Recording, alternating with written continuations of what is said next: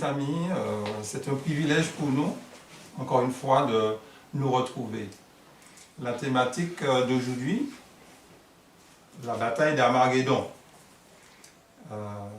C'est un sujet, je vais te demander de bien analyser, parce que je sais qu'il y a eu des films, on a beaucoup parlé là-dessus. Donc je vais vous proposer une lecture un peu différente de ce sujet. Cahier, papier, nous allons voir le sujet. Alors, la bataille d'Armageddon, à quel moment pouvons-nous la situer? Nous pouvons que la situer parmi les fléaux, dans les fléaux. Quand on prend Apocalypse chapitre 16, un seul endroit dans la Bible où on parle d'Armageddon, c'est Apocalypse chapitre 16. Apocalypse chapitre 16 parle des fléaux. Et n'oublions pas que les fléaux font partie du jugement de Dieu. Les fléaux vont frapper que des vivants. Les fléaux ne vont pas frapper ceux qui sont ressuscités.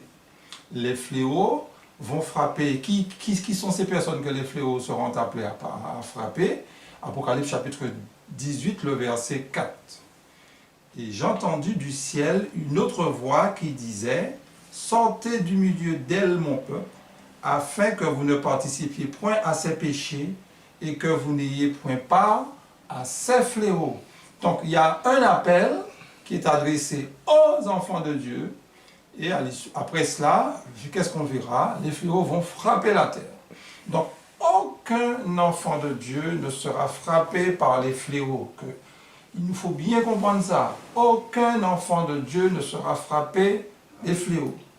Ok? Donc, le chapitre, comme je vous ai dit, qui traite des fléaux, c'est le chapitre 16 d'Apocalypse. Hein? Le verset, non pas seulement les fléaux, mais en particulier la thématique d'aujourd'hui, puisque la thématique d'aujourd'hui, on ne va pas traiter des fléaux, n'est-ce pas? Mais on va parler de la sixième, la sixième plaie, le sixième fléau, qui se trouve à partir du verset 12. Alors, que les choses soient claires. Quand le verset 12 s'accomplira, du moins quand le premier fléau va frapper la terre, il faudra en déduire que le temps de grâce sera terminé. Puisque rappelons-nous, nous venons de lire Apocalypse chapitre 18, le verset 4. Donc il y a un appel qui est adressé aux enfants de Dieu pour sortir de Babylone. Une fois que tous les enfants de Dieu seront sortis de Babylone, là le temps de grâce sera terminé et les fléaux vont frapper. Alors cette introduction-là, j'insiste là-dessus parce que quand on va vraiment décliner vraiment Armageddon pour qu'il n'y ait pas d'ambiguïté là-dessus. Okay? Donc, j'insiste encore, dans Apocalypse le chapitre 14, n'est-ce pas? Dans Apocalypse le chapitre 14, on nous parle de 3 anges. Alors pourquoi je remonte au chapitre 14? Parce que Apocalypse chapitre 15, qui traite des fléaux, qui parle des fléaux, Apocalypse 15, Apocalypse 16, qui parle des fléaux, le premier verset d'Apocalypse 15 commence par puis. On peut remplacer puis par après cela. Après quoi? Alors, nous remontons au chapitre 14, n'est-ce pas? Du verset 6 à 13, on nous parle de 3 anges. Alors, je résume parce que, et je vais détailler s'il le faut un peu plus tard. 3 anges. À partir du verset 6 jusqu'au verset 13, je répète, on parle de 3 anges. Et après cela, à partir du verset 14 jusqu'au verset 20, vous allez noter que l'on traite de la moisson. Et vous verrez qu'il y a 2 moissons. Lisez très attentivement et vous verrez ça. Il y a une qui sera faite par le Fils de l'homme, donc c'est la première moisson. Il y a une seconde qui sera faite par un ange. Donc, Apocalypse chapitre 5, Apocalypse chapitre 14 est très, comment on dit ça, est très explicite. Dans un mot au petit troupeau, la page 9 et 10, non, la page 10 et 11, excusez-moi, j'ai tellement portable. Donc je disais un mot petit troupeau, la page 10 et 11. Alors, ce livre-là fut écrit entre autres par James White et Ellen White. Hein. Alors c'est un livre que l'on ne trouve pas dans le milieu français à ma connaissance, mais c'est un livre que l'on trouve dans les pays anglais, en particulier aux États-Unis. Ça ne coûte pas cher. Un petit fascicule, ça ne coûte même pas 2 dollars. Même pas 2 dollars. Alors je vais vous lire un extrait, la page 10 et 11. Toutes les classes croyantes du second avènement sont d'accord que l'ange qui est présent dans le 6e et 7e verset de ce chapitre représente le message de l'avènement pour l'Église et le monde. Si cela est vrai, alors les 5 anges présents dans ce chapitre représentent, notez, 5 messages distincts avant l'avènement où nous sommes laissés sans règle pour interpréter ce chapitre. Donc, Apocalypse chapitre 14 ne nous parle pas seulement que 3 anges, mais nous parle de 5 messages. 5 messages qui ont une relation avec les 3 anges. C'est vrai, quand le jour opportun nous allons parler de ce chapitre, ce n'est pas l'objet de l'étude.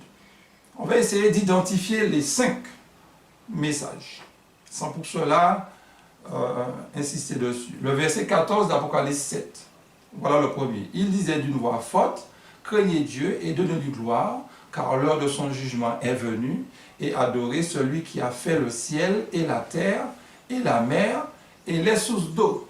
C'est le premier message. Notez, il disait d'une voix forte. Ok?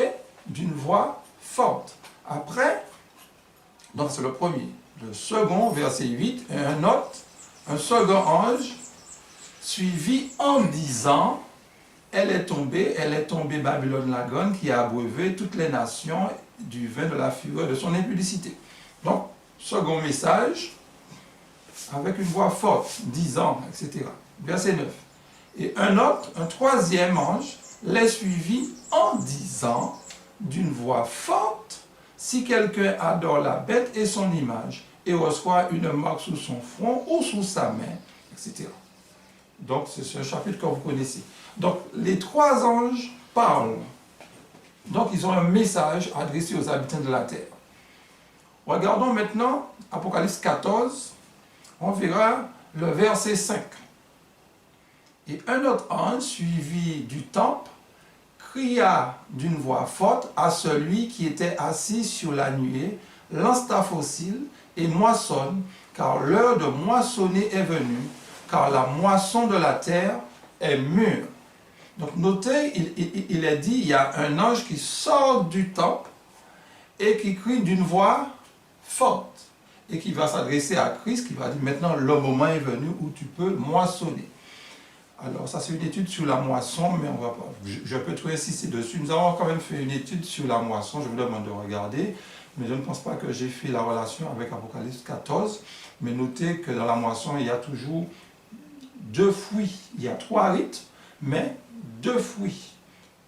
Prenez la fête de la moisson, vous verrez, il y a les prémices et les seconds fruits. Donc, nous avons au verset 15 une voix forte. Donc, nous avons un 4e message. On est d'accord? Et après, on a au verset 18, et un autre ange qui avait autorité sur le feu sortit de l'autel et s'adressa d'une voix forte à celui qui avait la fossile tranchante, disant, lance ta fossile tranchante et vendange les grappes de la vigne de la terre, car les raisins de la terre sont mûrs.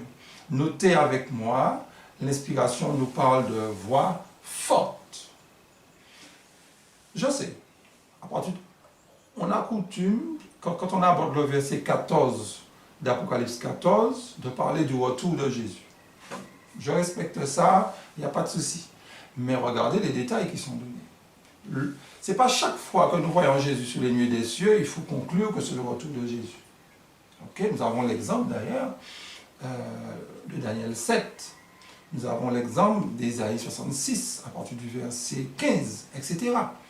Donc c'est pour cela qu'il ne faut pas constamment, chaque fois on voit, je répète, Jésus sur les nuées des cieux, conclure que c'est le retour de Jésus. Certes, c'est la personne de Jésus, c'est Jésus qui intervient, mais il a quoi dans la main? Une fossile.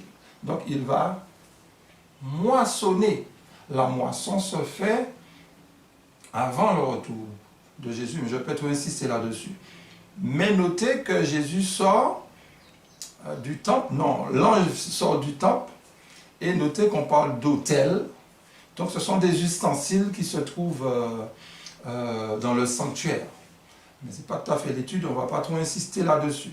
Et donc, le verset 15 d'Apocalypse 14, un autre ange sorti du temple cria d'une voix forte à celui qui était assis sur la nuée, lance ta fossile et moissonne, car l'heure de moissonner est venue, car la moisson de la terre est mûre. Là, vous voyez maintenant un cinquième, certes, mais vous voyez aussi une seconde moisson. Une seconde moisson.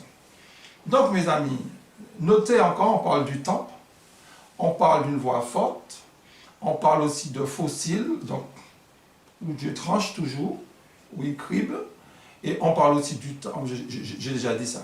Donc, tout ça pour nous montrer, mes amis, nous sommes pendant la récolte. Nous sommes pendant la récolte. Et pour ceux qui sont abonnés à la chaîne, pour ceux qui suivent, notez, toutes les études convergent à la purification de l'Église, et l'Église aura le privilège d'aller chercher les autres frères et sœurs qui se trouvent dans d'autres dénominations.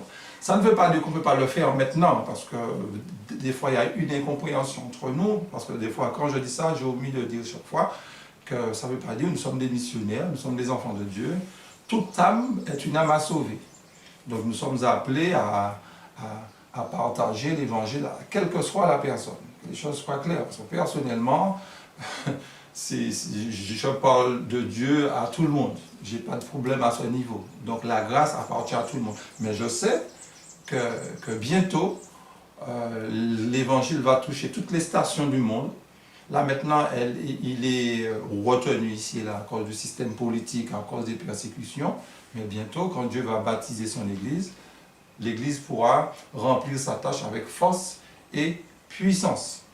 Alors, mes amis, donc il est clair, mes amis, dans Apocalypse chapitre 14, avant de prendre Apocalypse 15 et 16, Apocalypse chapitre 14 nous présente le Fils de l'homme, Jésus, qui va faire la moisson, le Fils de l'homme qui va récolter dans son Église.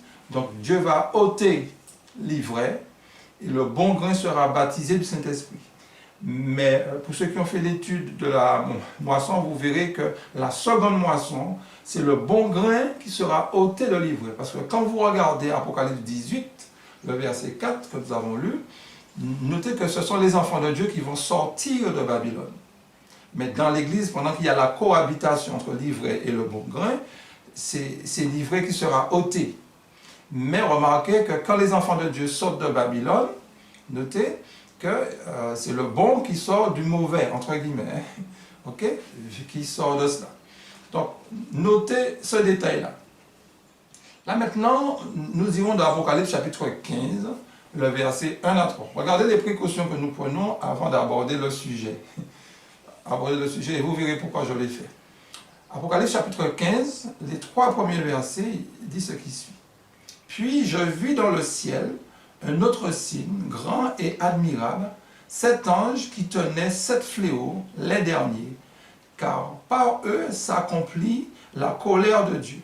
Et je vis comme une mer de verre mêlée de feu, et ceux qui avaient vaincu la bête et son image, et le nom de son nom, debout sous la mer de verre, ayant des palmes de Dieu, des arbres, pardon, de Dieu. Et ils chantent le cantique de Moïse, le serviteur de Dieu, et le cantique de l'agneau, en disant, « Tes œuvres sont grandes et admirables, Seigneur Dieu Tout-Puissant, tes voies sont justes et véritables, Roi des nations. » Nous avons, comme je vous ai dit, puis, cela veut dire qu'après que ces 5 messages-là auront été prêchés, qu'est-ce que j'en vois? Il voit maintenant les fléaux sous le point de frapper la terre. Comme je vous ai dit en préambule, c'est que les fléaux vont s'accomplir après le temps de grâce. ce n'est pas au moment où Jésus arrive sous les nuées des cieux que le temps de grâce se termine. Le temps de grâce se termine avant que Jésus n'arrive. Quand les fléaux vont frapper la terre, on saura d'une manière concrète que le temps de grâce sera terminé. Parce que notez que les fléaux vont frapper tous ceux qui auront pris l'image de la bête. Tous ceux, je répète, qui auront pris l'image de la bête seront concernés par les fléaux. Et notez que ces personnes qui ne vont pas prendre l'image de la bête vont chanter le cantique de Moïse et le cantique de l'agneau. Le cantique de Moïse, ce n'est pas innocent. Pourquoi Moïse et pourquoi ils mettent l'accent sur les œuvres de Dieu qui sont grandes, etc. Rappelez-vous, quand ils ont composé le cantique de Moïse, qu'est-ce qui venait de se passer? Mais c'est un sujet que je n'ai pas encore abordé avec vous, donc on va le taire pour le moment. Donc, mes amis, notez, Apocalypse chapitre 15 s'accomplira après le temps de grâce. Le verset 5 jusqu'au verset 8 nous dit: après cela, je regardai, et le temple du tabernacle du témoignage fut ouvert dans le ciel, et les 7 anges qui tenaient les 7 fléaux sortirent du temple, revêtus d'un fin lin, non, de lin pur, éclatant, et ayant des ceintures d'or autour de la poitrine. Et l'un des 4 êtres vivants donna aux 7 anges 7 coupes d'or, pleines de la colère de Dieu, qui vit au siècle des siècles. Et le temple fut rempli de fumée à cause de la gloire de Dieu et de la puissance. Et personne ne pouvait entrer dans le temple jusqu'à ce que les 7 fléaux et les 7 anges fussent accomplis. Donc quand le jugement se termine, dans le lieu très saint, ils sont dans le temple. Et puis après, on va remettre. Ce qui va se passer, on va remettre la coupe des 7 fléaux, n'est-ce pas, aux anges qui vont déverser la colère de Dieu. Ok? Bien. Donc la colère de Dieu va se manifester à travers les fléaux. N'oublions pas ça. La colère de Dieu va se manifester avec les fléaux.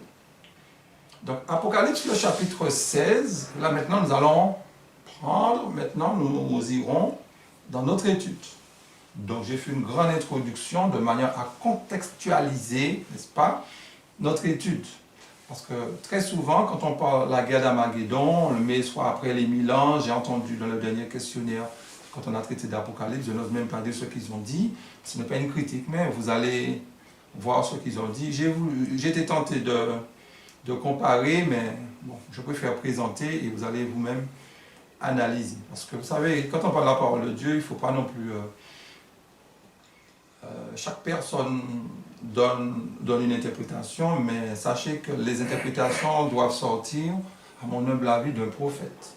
C'est pour cela que Dieu envoie un message pour son Église. Quelle que soit la consécration d'un ancien, d'un frère, quelqu'un ne peut pas révéler une prophétie comme ça. Il est obligé de tirer ce qu'il dit des écrits d'un prophète. Je parle de prophétie biblique. Ok? Et c'est pour cela que ce que je vous dis, je ne l'ai pas tiré de moi. Ok? Je l'ai tiré du message que Dieu a envoyé pour son Église. Ok? Donc, Apocalypse le chapitre 12, Apocalypse 16, verset 12 à 16, le 6e verset s'accoupe sous le grand fleuve, l'Euphrate, et son otarie, afin que le chemin des rois venant de l'Orient fût préparé. Et je vis sortir de la bouche du dragon, et de la bouche de la bête, et de la bouche du faux prophète, 3 esprits impurs semblables à des grenouilles. Car ce sont des esprits de démons qui font des prodiges et qui vont vers les rois de toute la terre afin de les rassembler pour le combat du grand jour du Dieu Tout-Puissant.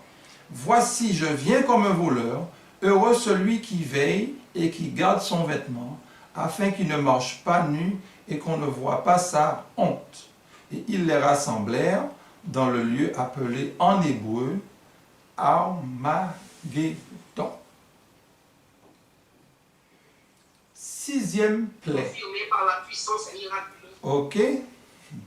Excusez-moi. Sixième plaie. Qu'est-ce qu'on constate? Dieu nous parle d'un ange qui va verser quoi? Sa coupe sur un grand fleuve. Le fleuve, c'est quoi? Le fleuve de l'Euphrate.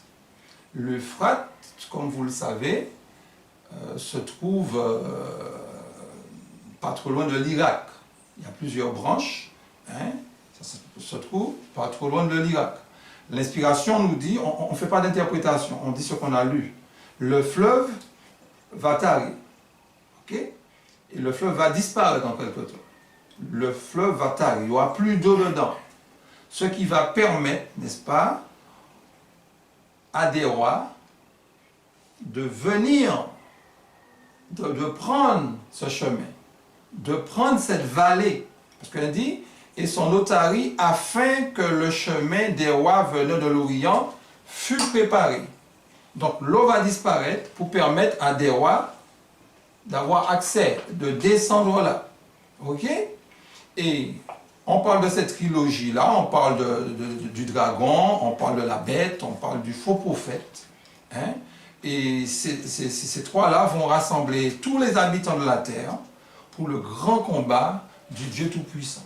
Donc il y aura une grande bataille où ça, dans ce coin-là, quand le fleuve va disparaître, il y aura une grande bataille.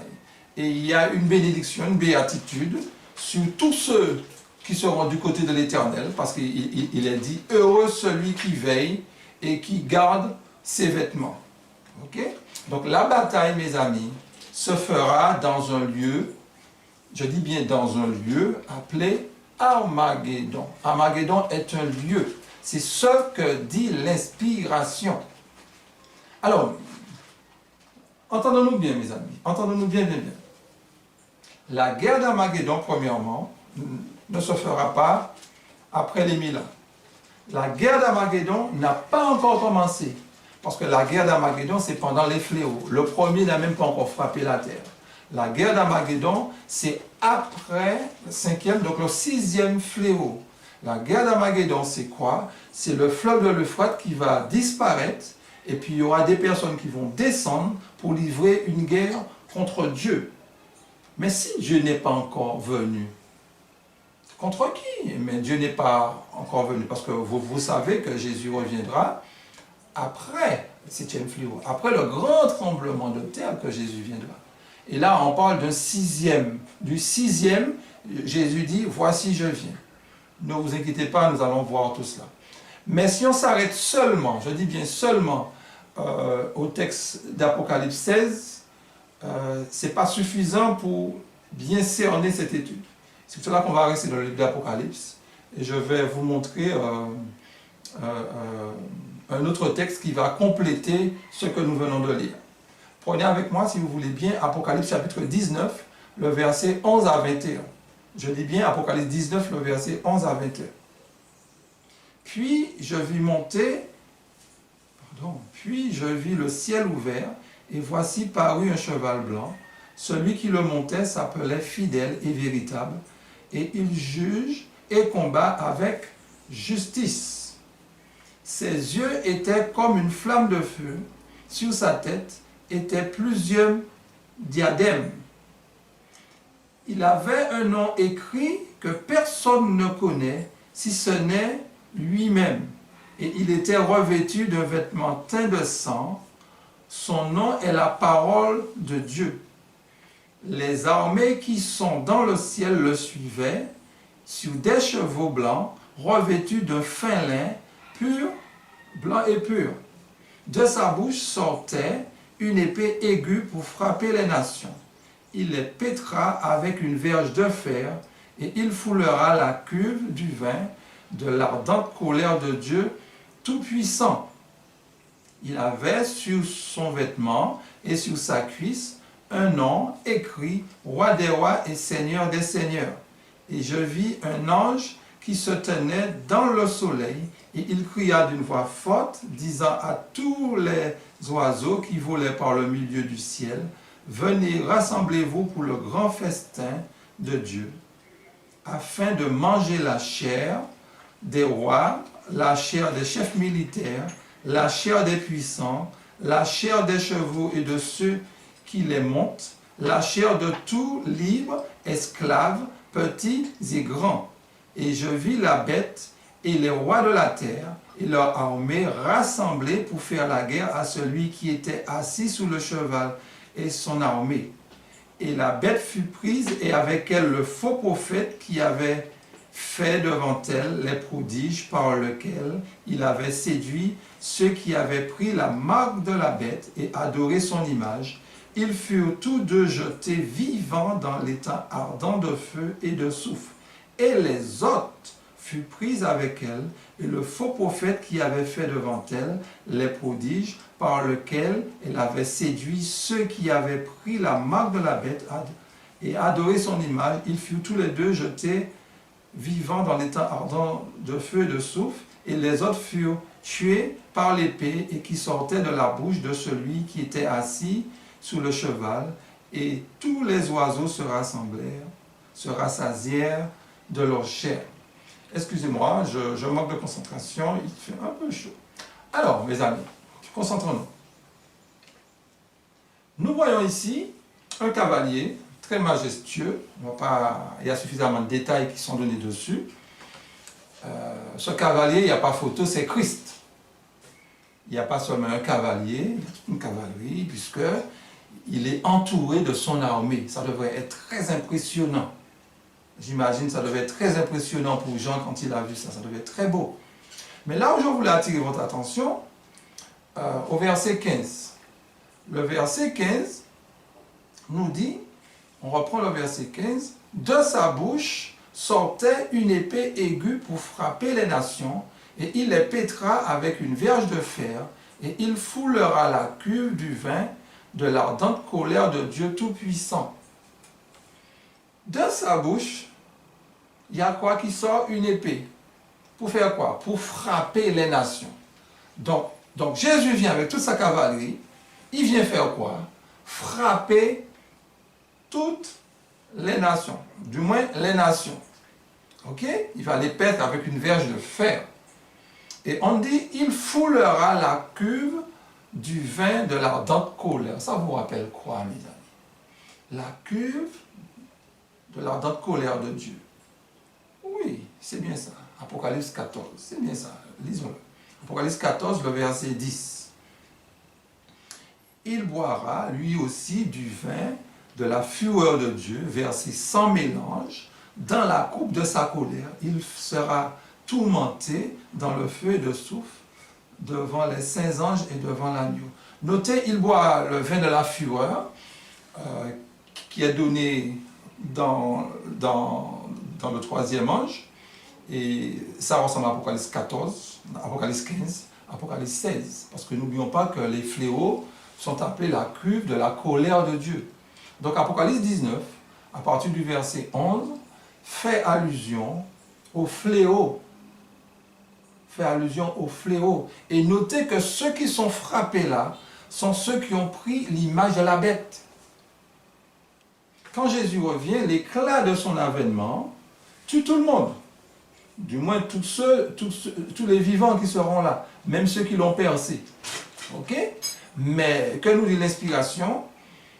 Apocalypse chapitre 19, quand l'inspiration parle de cuve là, tous ceux qui auront pris l'image de la bête seront frappés. Donc Apocalypse 19, je répète, a une relation avec le jugement des vivants. Ok? A une relation avec le jugement des vivants. Et notez un détail, il y a deux morts, deux sortes de morts. Il y a ceux qui sont brûlés, à savoir le faux prophète et la bête, et les autres sont détruits par l'éclat de l'avènement. Et les autres sont détruits par l'éclat de l'avènement, certes, mais notez que les autres sont mangés par qui? Par quoi? Par des oiseaux. Par des oiseaux, par des bêtes des champs. Parce qu'ils vont tomber. Mes amis, Apocalypse 19 est en relation avec la guerre d'Armageddon. Quand les fléaux vont frapper la terre, les méchants vont dire que c'est nous qui attirons sur eux la malédiction. Ils vont faire des plans pour nous exterminer. Mais Dieu, qu'est-ce qu'il va faire? Il va s'opposer. Il ne vient pas d'une manière littérale, physique, mais il va agir, il va frapper ces nations-là, mes amis. Il va les frapper. Ce n'est pas son retour en gloire qui est là, mes amis. Ce n'est pas son retour en gloire. La guerre d'Armageddon, je répète, se fera pendant les fléaux. Pas après les fléaux, pas avant les fléaux, c'est pendant les fléaux, 6e fléau. Pendant les fléaux, il y aura une guerre, n'est-ce pas, entre Dieu et Satan. Satan se servira du monde apostat et Dieu nous protégera parce qu'il y a une béatitude sur nous. Heureux ceux, n'est-ce pas, qui ont lavé leur robe, etc. Qui gardent leur robe propre, etc. Donc tout ça pour nous dire quoi, mes amis? La guerre d'Armageddon n'est pas une bataille qui se fera après les 1000 ans. La guerre d'Armageddon ne nous concerne pas d'une manière directe, puisque la guerre d'Armageddon va concerner que les méchants, ceux qui auront pris l'image de la bête. Ok? Donc, qu'est-ce qu'on doit faire? Pour résumer, mes amis, qu'est-ce qu'on doit faire? Le verset nous dit qu'est-ce qu'on va faire. On va s'arrêter plus tard sur notre position. Qu'est-ce que Dieu attend de nous? Mais j'ai omis de vous donner 2 Thessaloniciens, le chapitre 2, le verset 3 à 8. Ce chapitre est important. Pourquoi? Parce que ce chapitre-là met l'accent sur la manière que Jésus va venir. Et vous allez comparer avec Apocalypse 19 et vous verrez ces deux venues tout à fait différentes. Apocalypse 19, je dis, que nous venons de voir. Mais là maintenant, nous allons prendre 2 Thessaloniciens, le chapitre 2, le verset 3 à 8. Que personne ne vous séduise d'aucune manière, car il faut que l'apostasie soit arrivée auparavant et qu'on ait vu paraître l'homme du péché, le fils de la perdition, l'adversaire qui s'élève au-dessus de tout ce qu'on appelle Dieu ou de ce qu'on adore, jusqu'à s'asseoir dans le temple de Dieu et se proclamant lui-même Dieu. Ne vous souvenez-vous pas que je vous disais ces choses lorsque j'étais encore chez vous? Et maintenant, vous savez ce qui le retient, afin qu'il ne paraisse qu'en son temps. Car le mystère de l'iniquité agit déjà, il faut seulement que celui qui le retient ait encore disparu. Alors paraîtra l'impie que le Seigneur détruira par le souffle de sa bouche et qu'il anéantira par l'éclat de son avènement. Là, nous avons des Thessaloniciens, certes on parle du retour de Jésus, mais avant le retour de Jésus, on parle du pouvoir papal, n'est-ce pas, qui est appelé le fils de la perdition. Et remarquez qu'au verset 8, il dit « Alors l'impie paraîtra », qui veut dire le pape, que le Seigneur Jésus détruira par le souffle de la destruction. Donc notez là que le pape mourra lors du retour de Jésus. Le pape qui se prétend le Fils de Dieu, mais on verra, comme on dit en créole, ni moi ni où, mais Dieu il va exploser sur place, mes amis, face à l'éclat de la majesté de Dieu. Donc notez que quand Jésus vient, l'éclat de son avènement détruit. Il n'y a pas d'animaux qui vont manger des personnes. Tandis que dans l'Apocalypse chapitre 19, il y a des animaux qui vont manger. Vous pensez bien, quand Jésus revient, aucun animal ne va penser à manger. Aucun animal ne va penser à ces choses-là. Donc Apocalypse 19 se fera légèrement avant le retour de Jésus. Légèrement avant le retour de Jésus. La guerre d'Armageddon se fera légèrement avant le retour de Jésus. Quand l'Éternel dit « Voici, je viens », ça ne veut pas dire qu'il sera là physiquement, mais puisque les gens vont chercher à nous ôter la vie, il sera avec nous, il va les frapper. On ne va pas le voir, mais les gens vont tomber, mes amis. Les gens vont tomber. Les fléaux vont tuer des gens, mes amis. Mais ceux qui ne sont pas morts, les méchants qui vont subsister par rapport aux fléaux, vont périr par l'éclat de l'avènement de Jésus. Alors, comme je vous disais pour terminer, le texte nous dit heureux, n'est-ce pas, ceux qui ont fait croire. On va reprendre le texte. Heureux ceux qui ont lavé leur robe. Heureux ceux qui sont vêtus. Ça, c'est important, mes amis, d'avoir à ce moment-là le caractère de Jésus. Le caractère de Jésus. Alors, le texte nous dit, je le recherche là, voici, je viens comme un voleur, heureux celui qui veille et qui garde ses vêtements afin qu'il ne marche pas nu et qu'on ne voit pas la honte de sa nudité. Heureux celui qui veille. C'est parce qu'à ce moment-là, quand Dieu va intervenir, les seules personnes qui seront protégées sont les personnes qui seront cachées en Christ. Donc mes amis, ce sujet, je ne dis pas qu'il est salutaire, mais le Dieu que nous croyons, c'est un Dieu qui parle. C'est un Dieu qui nous donne aussi des informations. Dieu aussi nous enseigne. Ok? S'il est vrai, on ne va pas faire de ce sujet un sujet de salut, mais c'est un sujet à savoir, quand on parle d'Armageddon, pour savoir où le situer. Parce qu'on entend un peu du n'importe quoi, je le dis en toute humilité, quelle que soit l'explication que vous allez donner d'Armageddon, il n'y a pas de souci, mais mais il faut le mettre dans les fléaux. Ne le mettez pas ni avant, ni après les fléaux, dans les fléaux. Quelle que soit l'explication, même si vous n'êtes pas convaincu par ce que je vous ai dit, mais il faut le mettre dans les fléaux, c'est parce que les fléaux sont, la guerre d'Armageddon, c'est pendant les fléaux. Et notez que le fleuve va tarir.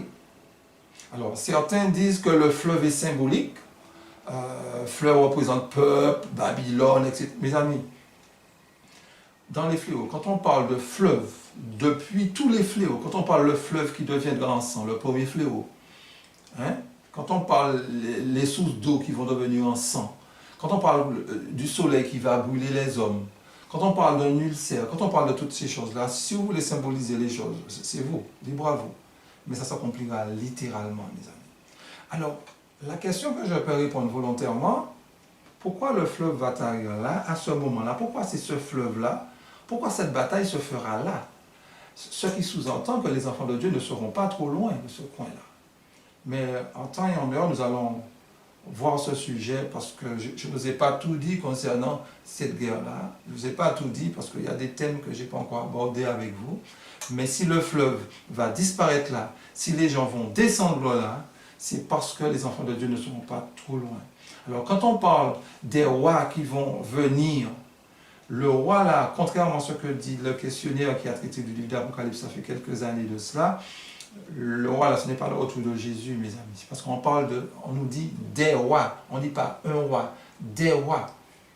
Donc ces rois-là vont descendre faire la guerre contre Dieu. Donc ça n'a rien à voir avec Jésus-Christ, mes frères et sœurs.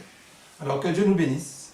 Et en attendant ces moments qui seront extrêmement difficiles, Dieu nous demande de nous habiller, Dieu nous demande de nous tourner vers lui, et il est en train de nous confectionner à la croix. Il nous a confectionné un manteau, son manteau de justice, et tous ceux qui l'acceptent sont revêtus, on ne voit pas leur nudité. Et même quand nous sommes chrétiens, nous avons le vêtement des fois sale, nous devons laver ce vêtement dans le sang précieux de notre Seigneur Jésus-Christ. Nous avons un Christ qui nous aime. Quand il pose le regard sur nous, c'est un regard d'amour. Même si les fléaux peuvent faire peur, mais les fléaux est une bonne nouvelle pour les enfants de Dieu. Mais les fléaux est une mauvaise nouvelle pour les méchants. Si on sert Dieu, on sera épargné des fléaux. Le but de Dieu n'est pas de frapper la terre. Non. Le but de Dieu, c'est de nous sauver. Mais puisqu'il y a des personnes qui ne veulent pas, donc Dieu sera obligé de tirer les conséquences. Que Dieu nous bénisse, mes bien-aimés. Amen.